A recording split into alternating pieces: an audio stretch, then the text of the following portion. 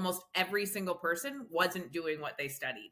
My daughter initially thought she was going to study chemistry when she went to university. That's what she did first year and part of second year, and then realized that she actually really liked. Welcome to the Young Leaders Podcast. I'm your host, Malina, and I'm super excited to bring you this podcast where we explore the journeys and advice of successful leaders. Today's guest is all about leadership, empowerment, and making an impact. She's a sales strategist and keynote speaker. Let's kindly welcome Miss Melissa Maloney. Welcome to the Young Leaders Podcast, Miss Maloney. How are you doing today? I'm great. Thanks for having me. How are you? I'm amazing. I'm super excited to see what today's conversation holds. But before we get there, let's start off by going down memory lane.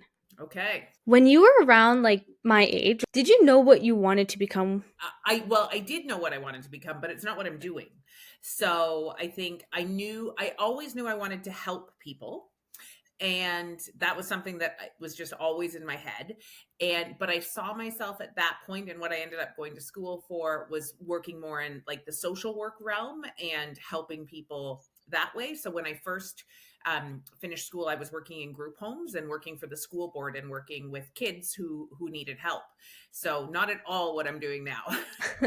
Okay. And so do you think it's okay for kids to not know what they want to be at such a young age? Because I feel like a lot of my peers and people that I know tend to stress out a lot, like, okay, what courses should I take in grade 11 or grade 12 or in university even, because I don't know what to do.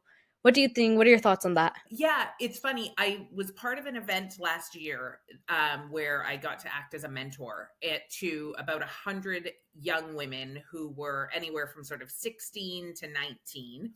And that was the number one question that they asked us about is, did you know, are you working in what you studied? And almost all of the mentors in the room, it was a room full of super successful women, and almost every single person wasn't doing what they studied. And so it was so interesting just to sort of see that and have that conversation and realize that, obviously the way the school system is set up, you have to make some choices because my kids are just finishing university. And so same sort of age group, right? And so they had to decide which path they wanted to go down. But I used to always say, like, don't feel like you're stuck in that path though. If you start it and you don't really enjoy it, then that's okay. You can transition. So my daughter, she initially thought she was going to study chemistry when she went to university. That's what she did first year and part of second year. And then realized when she started taking all the chemistry classes that she actually really liked the math part of chemistry. And so she switched and started studying math instead of chemistry. And that's okay. So she kind of played around with enough to feel out, no, it's not actually the chemistry side of it that I love. I love the math side. And then she transitioned to focusing more on the math side of things. So I think we don't need to know the answers, and we definitely don't need to know them at 15 or 16. Okay. And what about what you do now? How different is it from what you wanted to do when you were younger? I feel like it's evolved. So I knew I wanted to help people. I started working in sort of the social services industry, working with group homes and in the school boards. And then I ended up transitioning into business. And when I transitioned into business, I was selling and I was doing sales in the fitness industry. And so I still saw that as helping people.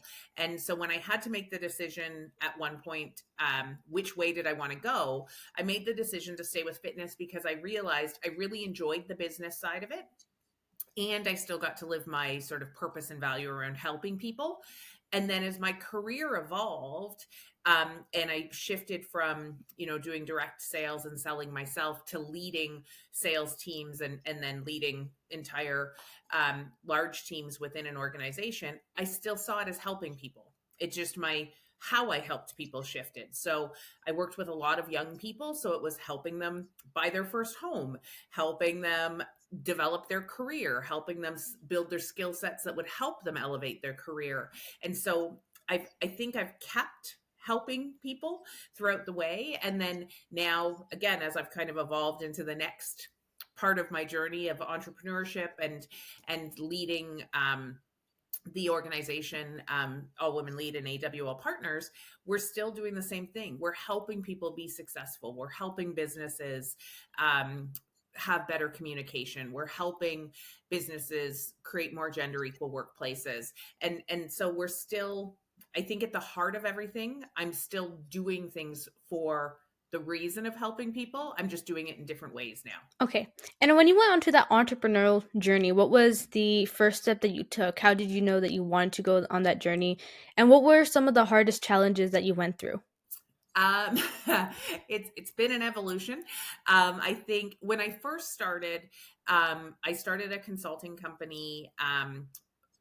In about 2016 was when I started Happy Leader Enterprises, which was my first company.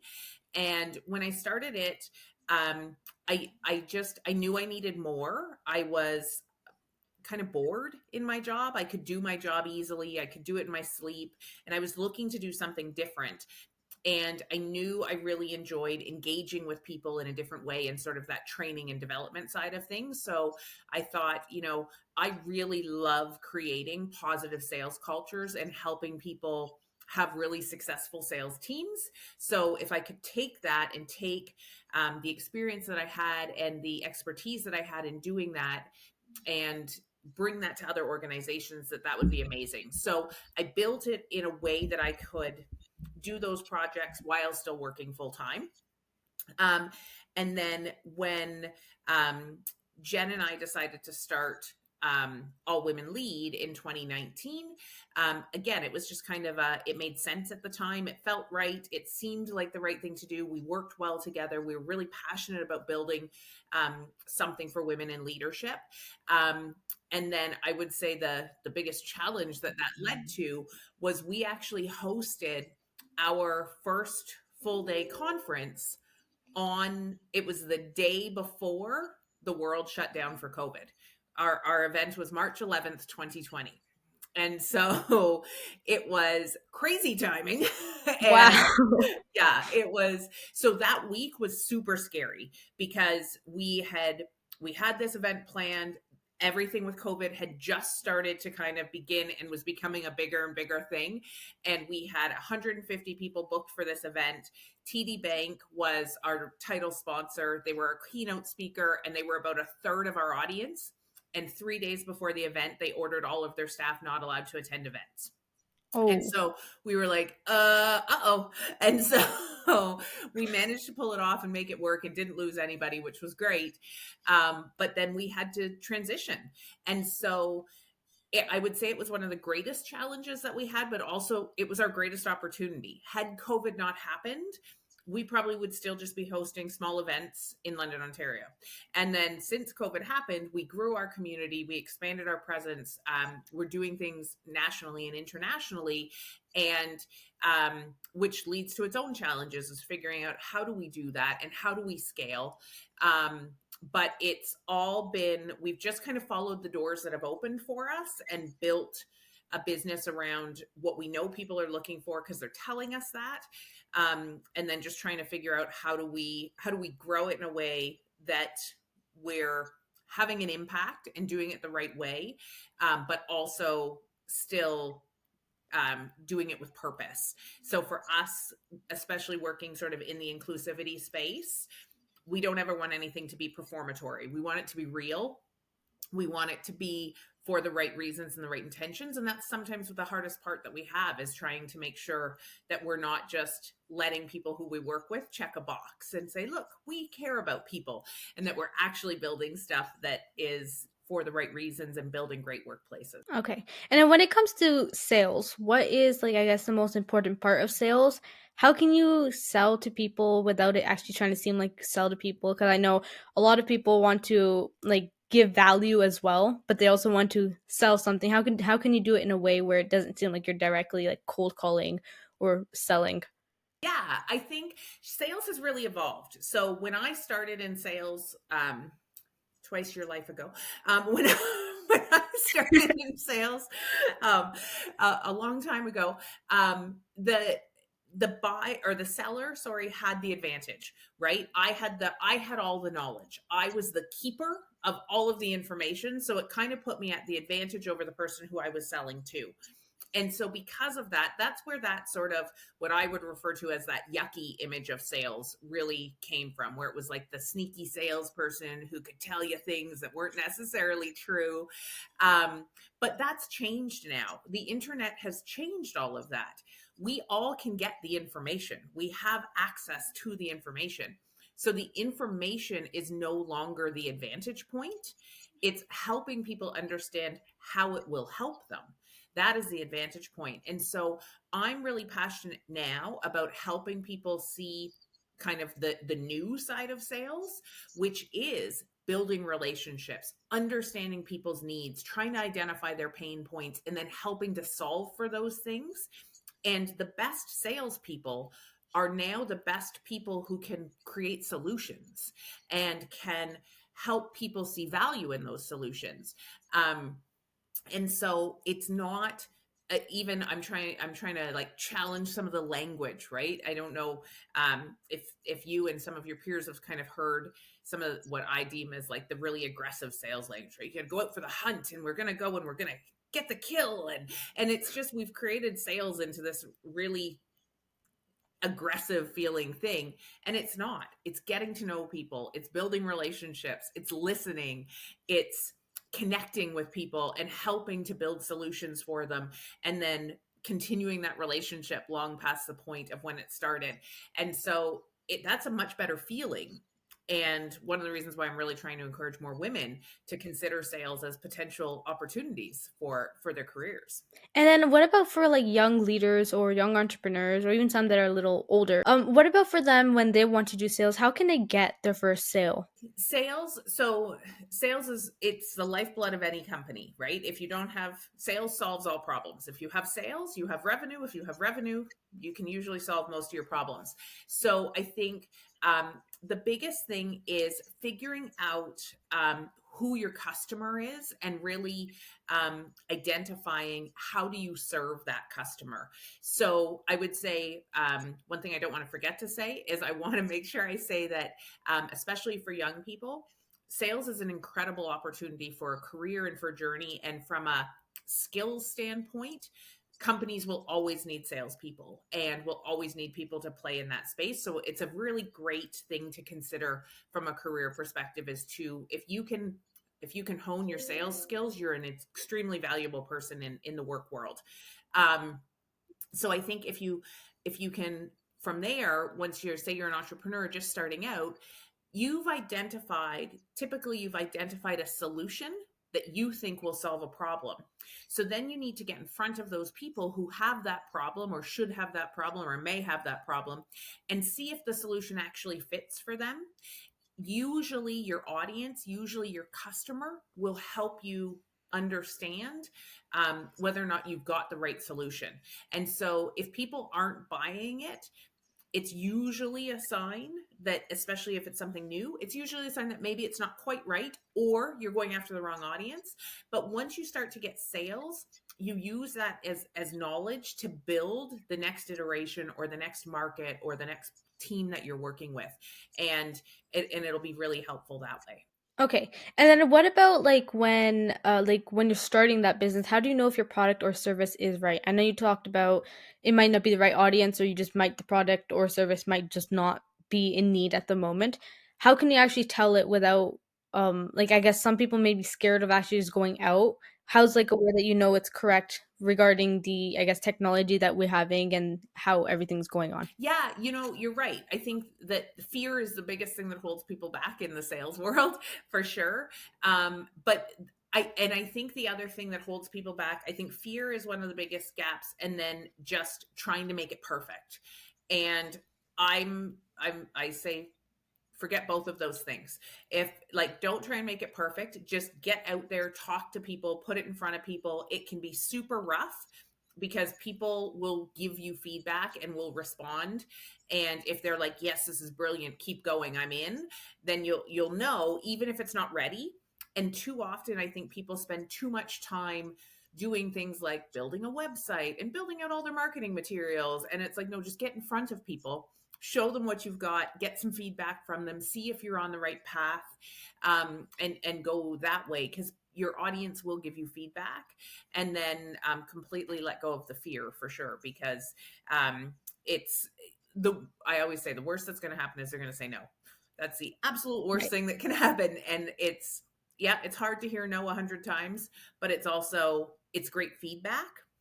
and each no is your step closer to a yes, and each no is your evolution of what maybe you need to change or do more of or stop doing, and refine into something that people are really looking for and will pay for. Okay. And then what about for people who want to reach out to their network when it comes to helping? Do you think that asking, I guess, specific people or each person if what they think about the product or service is like an appropriate way of getting that feedback? Or should they just like post it all out and just see who comes, who doesn't? I think there's value in reaching out to the people directly, especially if they're your who you think your audience is going to be, because they're going to be the best ones to give feedback. I think the biggest thing for me on a network side is I'm a big believer in relationships and in reciprocity, and so you can't always ask and not give something back. It really is Right. about a partnership. And so for me, in my network, my goal is always to give more than I ask for. Because then when I do have an ask, people know it's meaningful to me and it's important to me. So even again, like as I join new boards or do more volunteer work, I specifically have made the decision to not do anything that requires me to drive sales for a different organization. And I've made that decision because I don't want people to feel like I'm always asking them for something. So I really Okay. try and protect those relationships and make sure that they're reciprocal and that I'm helping them as much as they're helping me. Ideally, I'm helping them more than they're helping me. And so I think if you build your network on that as a foundation, then it will help to be able to go and do those asks. Okay. Well, now let's get into the mystery question that was left by our Uh-oh. previous guest. Okay. Okay, the question is, if you could do something all over again, what would it be and why? I don't know. I don't know if I would. I think all of my experiences have led to something. And even if they were bad experiences and they didn't totally go the way I expected, I think they still were a lesson and they still were a learning and still something that I could grow from. So I don't know if I would change much, honestly. Like I think maybe I would have done something a little bit sooner or a little bit faster. But I don't actually think I would remove any of the experiences or do them super differently, because I think that I look at, like, the time that I spent in social services was really good for me because it taught me how to listen really well, which led to me being a good salesperson. The time I spent building different aspects of when I was an executive, and the time I spent there was great, and I learned so much, and I had opportunity to teach, and I had opportunity to understand the things that I love from that then I pulled and took into the next role. And so I think I use experiences as a way to identify what I love and figure out ways to do it more often. Hmm. Yeah, that's actually one thing my dad also says sometimes. He's like, you should never regret anything in life because each thing that you do, whether it's good or bad, there are stepping stones that's helped you become the person you are today. Because when I saw this question, I was thinking, I'm like, is there anything? And I'm like, not really. I'm like, every single thing that I've done has led me up to this point without doing, I don't know, without making different switches or changing different habits and stuff. I wouldn't be the person I am today. And I feel like it's very important to make those switches and to actually learn from the, I guess, mistakes and the good things that you've done and work on making them better. One rule in our household is that we always have to become 1% better each day. It just shows that every day we have to do something, even if it's just a tiny, tiny bit better. Tiny little It's things. it will help you, whether it's learning a new skill or learning a new topic. Yeah. And you know what? And I teach people, I'm really passionate about teaching people about failing, and that we all have to learn to fail, because I truly believe we learn the most in those failures. And if we don't have those failures, Yeah, yeah. My dad said fail means the first attempt in learning, so never think of it in a negative way, but as like a stepping stone. Well, what's your mystery question for the next guest?